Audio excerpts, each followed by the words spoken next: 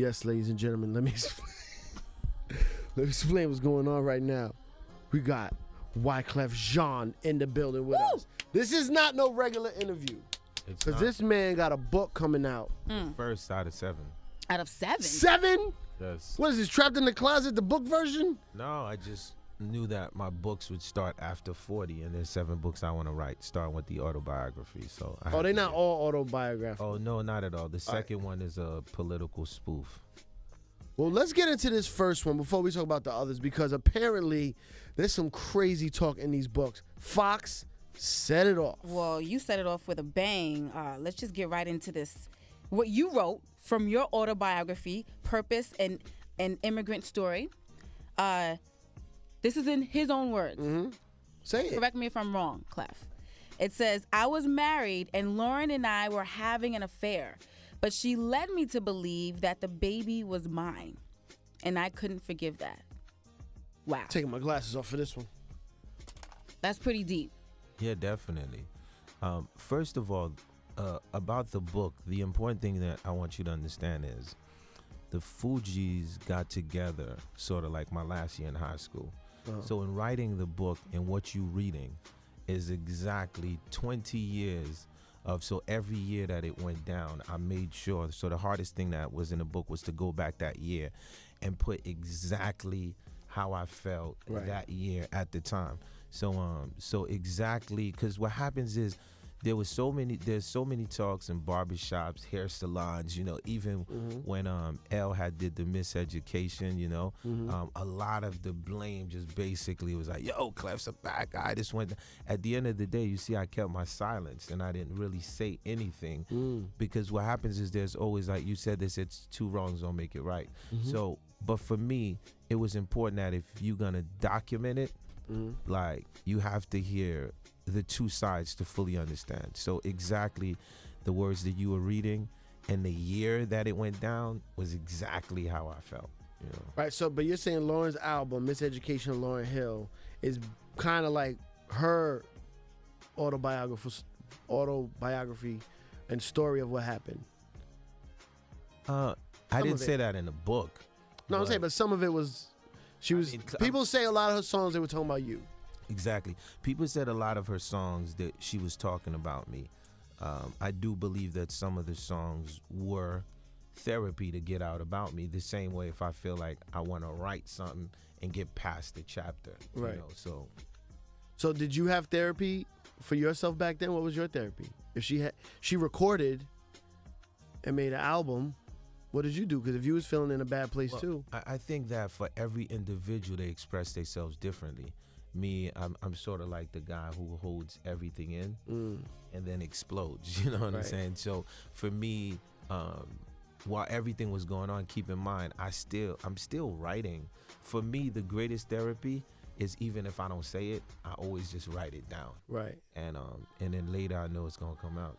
So you went back. Sorry, you went back to those notes that you wrote down for this. I went back to that time for this book. Period. Yeah. I went back to the time period. Of exactly the year, the feeling that I had, and I just wanted the reader.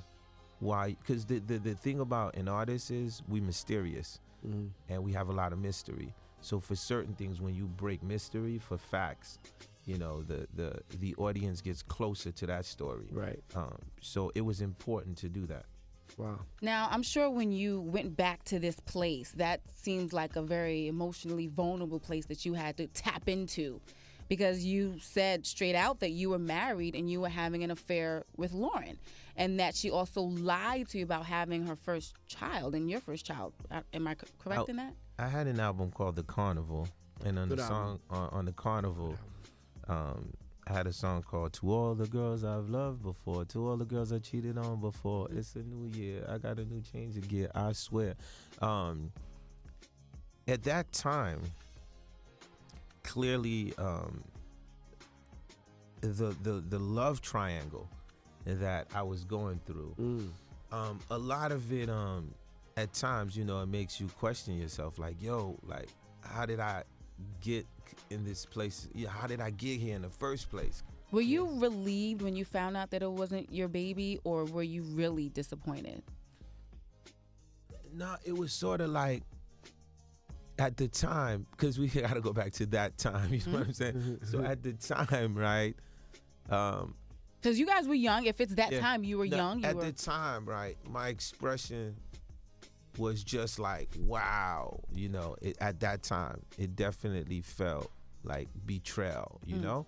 At that time, it just clearly felt like that. So this was Rohan's baby? Yes. Okay. Yeah.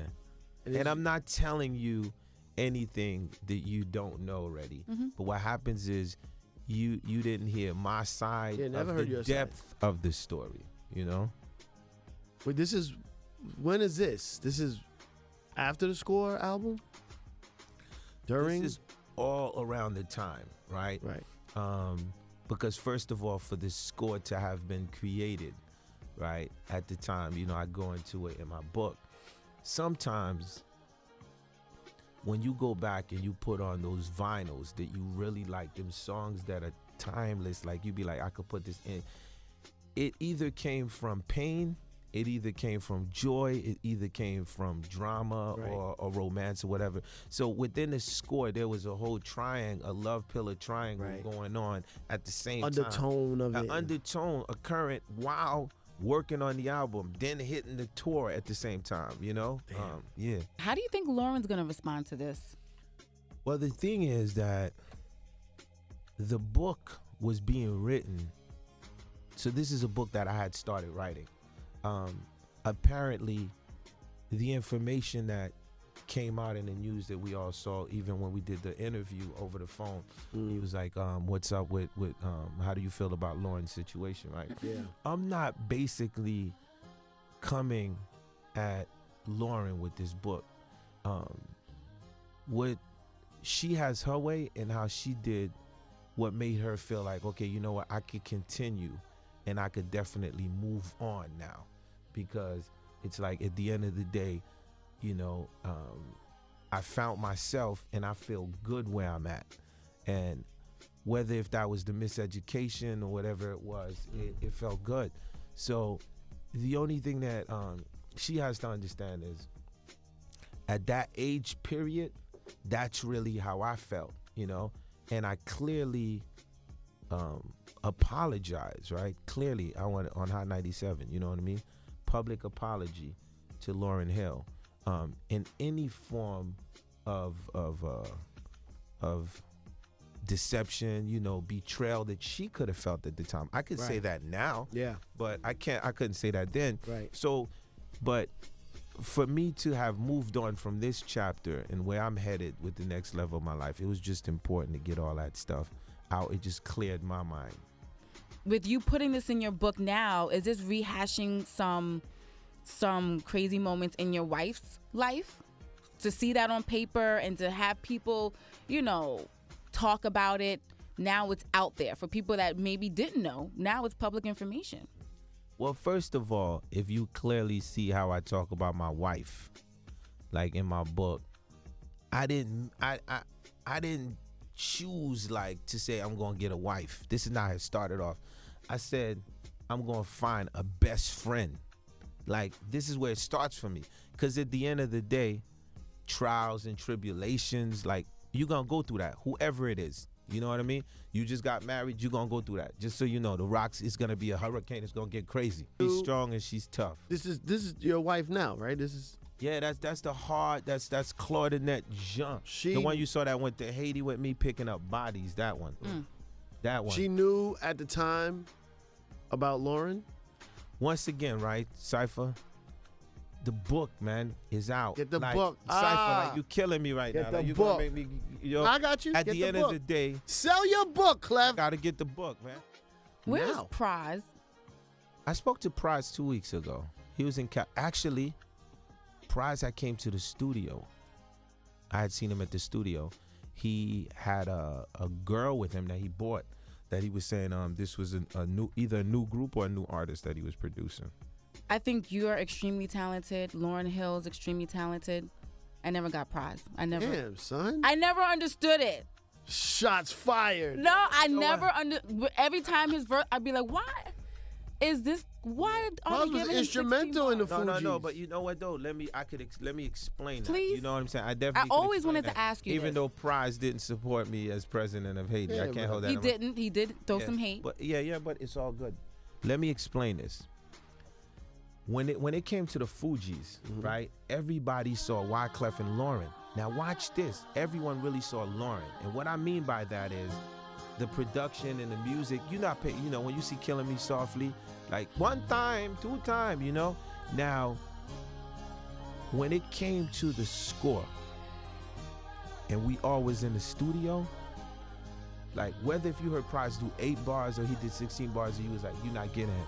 When it came to the orchestration of that CD, when we was playing it on the wall, like, yo, nah, bar 16 is not good, I'm not feeling that, right? Clearly, the score was created by 3 individuals. Because if it wasn't, right, then that's why it could never be recreated again. And the part that Prize played was Prize Moore was listening to a lot of rock at the time. So a lot of Guns N' Roses, all of that. That was like his stuff, you know? So whenever like we playing the records back, it was always important that all 3 of us is happy.